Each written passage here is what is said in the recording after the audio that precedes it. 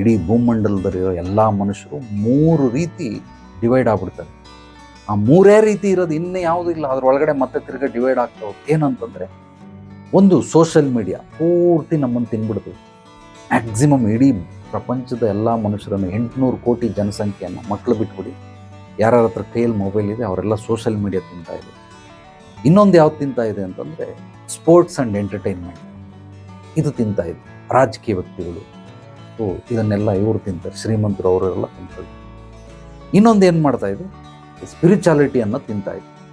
ಆ ಸ್ಪಿರಿಚುವಲ್ ಅನ್ನೋದನ್ನು ಬಿಟ್ಟುಬಿಡ್ತಾರೆ. ಸ್ಪಿರಿಚುವಲ್ ಅಂದರೆ ನೀವು ಬರೀ ಇದನ್ನು ಮಾತ್ರ ಅಂತ ತಿಳ್ಕೊಂಡು, ನೀವು ಬಾಂಬೆ ನಾರ್ತ್ ಸೈಡಲ್ಲೆಲ್ಲ ಹೋದರೆ ರಾಮ್ ಕಥೆಗಳನ್ನು ಓದಿಸ್ತಾರೆ.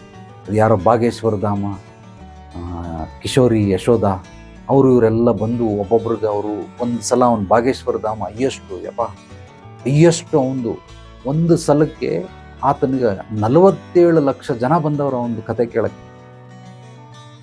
ಥಿಂಕ್ ಮಾಡಿ, 47 ಲಕ್ಷ ಜನ ಬಂದವ್ರೆ. 47 ಲಕ್ಷ ಜನಕ್ಕೆ ಅಲ್ಲಿ 12,000 ಪೊಲೀಸ್ನವ್ರು ನಿಂತವ್ರೆ.